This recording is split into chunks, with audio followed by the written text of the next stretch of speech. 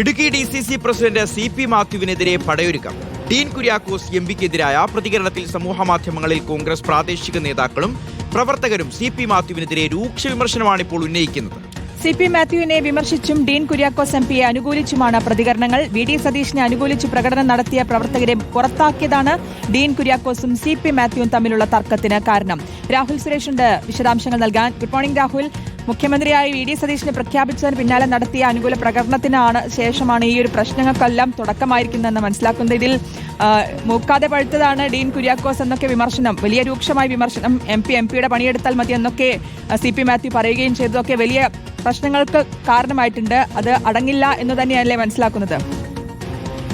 Good morning ശ്രുതി ഷിഹാസ്. ഇന്നലെ CP Mathew നടത്തിയ പ്രതികരണമാണ് അണികളെ ചൊടിപ്പിച്ചിരിക്കുന്നത്. പരസ്യ പ്രതികരണവുമായി പ്രാദേശിക നേതാക്കളും പാർട്ടി പ്രവർത്തകരും രംഗത്തെത്തുകയാണ്. CP മാത്യു സ്ഥാനമൊഴിഞ്ഞ് പുറത്തു പോകണമെന്ന ആവശ്യവുമായിട്ടാണ് പാർട്ടി പ്രവർത്തകരും നേതാക്കളും ഇപ്പോൾ രംഗത്തെത്തിയിരിക്കുന്നത്.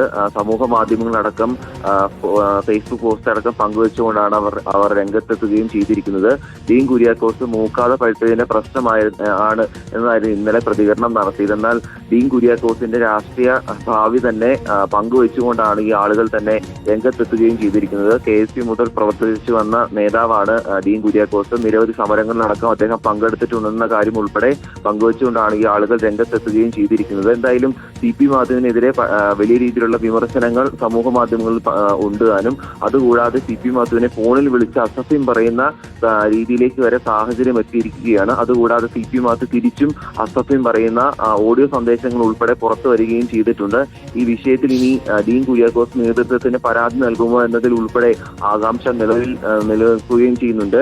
പല കോണുകളിൽ നിന്നും CP മാത്യുവിനെ സ്ഥാനത്ത് നിന്നും മാറ്റണമെന്ന ആവശ്യം പങ്കുവയ്ക്കുന്നുണ്ട്. അതിലിപ്പോൾ നേതൃത്വം എന്ത് നിലപാട് സ്വീകരിക്കും എന്നതും ഏറ്റവും പ്രധാനപ്പെട്ട കാര്യമാണ്. അതുകൂടാതെ ഇന്നിപ്പോൾ ഡീൻ കുര്യാക്കോസ് MP CP മാത്യുവിന് മറുപടിയുമായി രംഗത്തെത്തുമോ എന്നതും കാത്തിരുന്ന് കാണേണ്ടതാണ്. എന്തായാലും CP മാത്യുവും ഡീൻ കുര്യാക്കോസും തമ്മിലുള്ള തർക്കം അണികൾ ഏറ്റെടുക്കുന്നു എന്ന കാര്യത്തിൽ യാതൊരു സംശയവുമില്ല. അതിൽ കൂടുതൽ പ്രതികരണങ്ങൾ ഇന്നും പുറത്തു വരാനിരിക്കുകയാണ്.